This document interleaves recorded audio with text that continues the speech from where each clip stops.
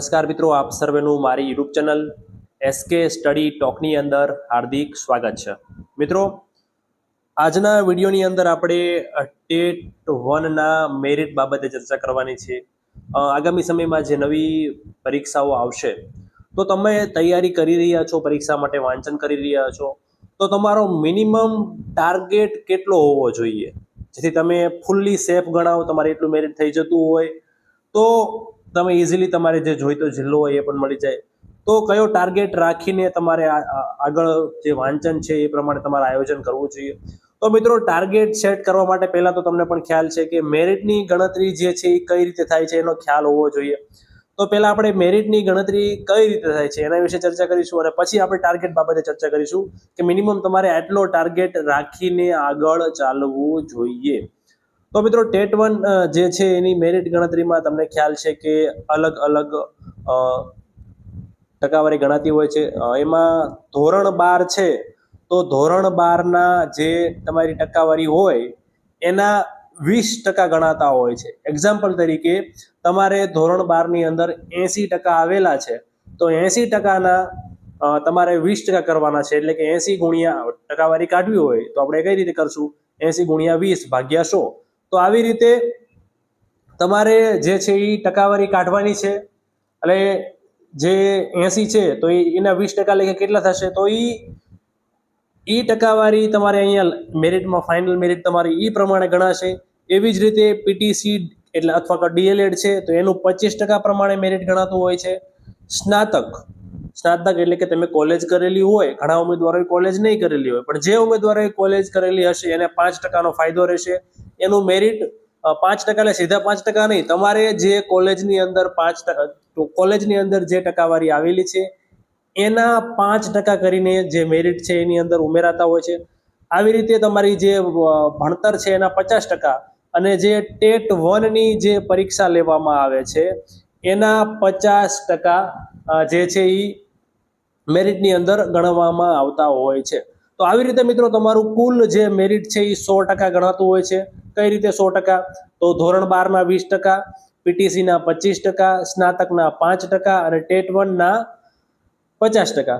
હવે કઈ રીતે ઘણા ઉમેદવારોને ટકાવારી કાઢતા નહીં આવડતી હોય તો અહીંયા મેં એક્ઝામ્પલ આપેલું છે ધોરણ 12નું। ઉદાહરણ તરીકે ધોરણ 12ની અંદર જે પરીક્ષા લેવામાં આવે છે એના કુલ ગુણ 700 માર્ક છે અને તમારે એમાંથી 545 ગુણ આવેલા છે તો ટકાવારી કઈ રીતે થશે? તો 545 ગુણ્યા 100 ભાગ્યા 700 તો તમારું જે ટકાવારી છે એ 77.85 થઈ। હવે ધોરણ 12ની અંદર મિત્રો કેટલા ટકા ગણાય છે?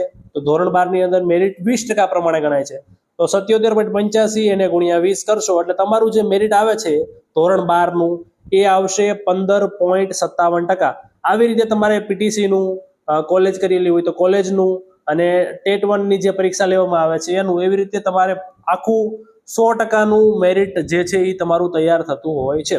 હવે તમારે મિનિમમ કેટલો ટાર્ગેટ રાખવો જોઈએ?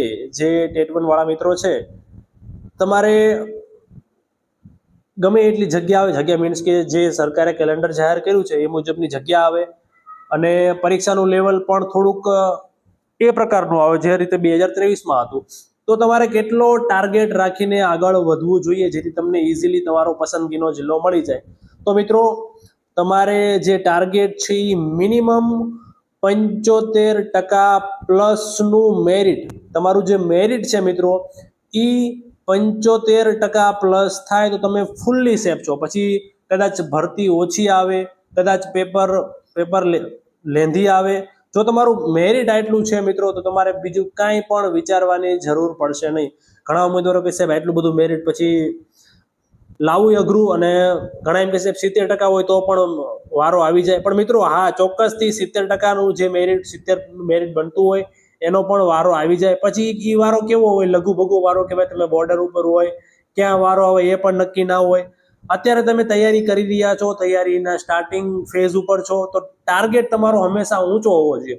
પછી નો ડાઉટ કે હાલો 75%નું મેરિટ નથી બનતું, 72-73નું બને છે, પણ અત્યારે તમે તૈયારી કરી રહ્યા છો તો મિનિમમ 75+ મેરિટનો ટાર્ગેટ રાખીને આગળ વધજો।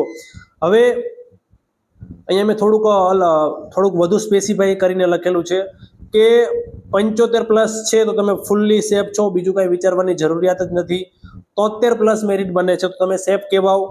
સેફ મીન્સ કે સેફ તો થઈ ગયા, પણ પછી થોડું ઘણું જિલ્લા બાબતે પસંદગીનો જિલ્લો કદાચ ન પણ મળે. અને 70+ છે તો મધ્યમ, એટલે કે તમે બોર્ડર ઉપર છો એવું ગણી શકીએ. પછી ડિપેન્ડ કરે છે કે પેપર કેવું છે. ઘણા લોકો કહે સાહેબ અત્યારની ભરતીમાં તો 66 વાળા નહીં વારો આવ્યો, પણ મિત્રો પેપરની અસર 100% મેરિટ ઉપર જશે. કેમ કે જો પેપર અઘરું હોવાનું, પેપર જો અઘરું પૂછાય તો ચોક્કસથી મેરિટ નીચું આવે, કેમ કે ઓછા ઉમેદવારો પાસ થાય.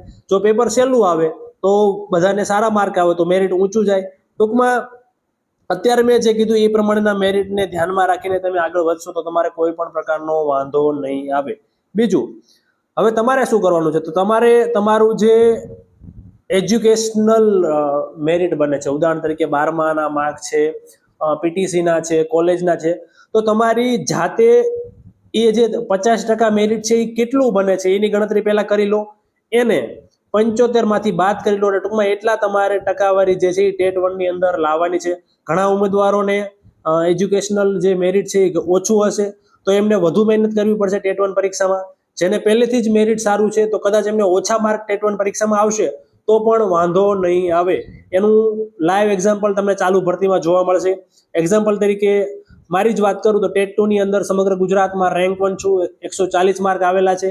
તેમ છતાં મેરિટમાં મારો વારો 22મા નંબર ઉપર છે. તો મિત્રો ચોક્કસથી જો તમારે એજ્યુકેશનલ મેરિટ ઓછું છે તો તમારે ટેટ 1માં વધુ માર્ક લાવવા પડશે.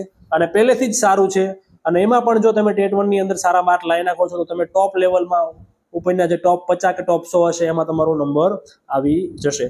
તો આ વિડીયોમાં આટલું જ. આવી નવી અપડેટ માટે આપણી ચેનલ એસ્કેપને સબસ્ક્રાઇબ કરજો અને ખાસ બાજુમાં આપેલા બેલ આઇકનને પણ દબાવી દેજો, જેથી હું કોઈ પણ વિડીયો મૂકું તો તમારા સુધી પહોંચી જાય. ધન્યવાદ.